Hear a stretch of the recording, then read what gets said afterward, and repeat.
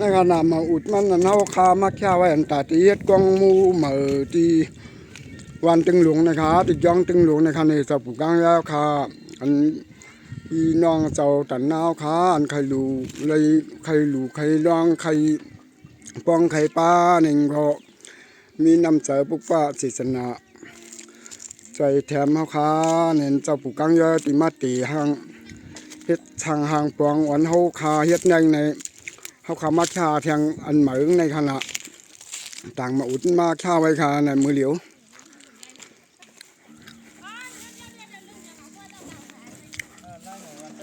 ในขณะเจ้าตันหน้าหลวงค่ะเจ้าผู้กังย้อยค่ะเฮาเขา อันต่างมาอุดมาค่าในไถหางมันนี่เจ้าผู้เขาในเจ้าตันหน้าเจออันมีน้ำใจอันใครรู้ใจแถมเฮาค่ะแล้วก็ใจแถมมาอินขาวขามองเป่าคันแหละมาสงขาออดิค่ะโปชาลาเชียวอันปังเจ้าปู่กังย้อยอย่ากวนไหนพองยามไหลหันพี่น้องเฮาเขาเจ้าตาหน้าเขาเลยอยู่เลยตานมาเสเลยซื้อมาอุดตำไว้ตาติเตทางกองมูลได้เจ้าปีที่ห่มสมซอมเตขาอำว่าสัตว์เลยปานเลยก็พี่น้องสุดอกกองตั้งหลายหาเลยทบลองดีลองแมดกว่าสิกำในค่ะเนาะในก็เป็นตอนตาตีเตกองมูย้อนสู่เต็มทนในแลในปึงพังหางมือเตมันในค่ะเนาะสั่งซื้อว่าพี่น้องเขาใครลูกใครตานจอมมือเตมันในสั่งซื้อว่าเฮ็ดเฮิรนก็ป้อมมีคู่ลอยก็จางขึ้นในค่ะเนาะในก็เตอกมิดมันกว่าขายเอาในค่ะเนาะมิงกลาบาไม่ช่วยอาปองตูดอกองโดอาโลအခုကဆုတောင်းပြည့်စေတည်တော့ဘုရားတည်ဆောက်မှာဖြစ်ရဲ့ဘုရားစေတည်တည်ဆောက်မဲ့နေရာအတိအကျကတော့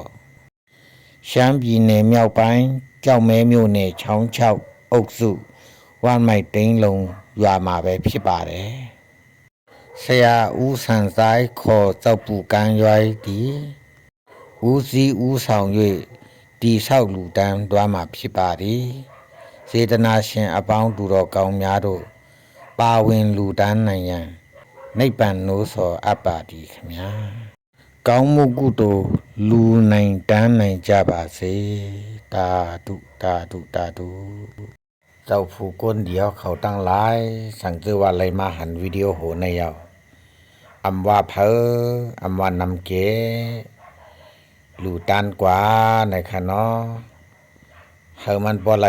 เป็นการทอกป้ามศาสนากว่า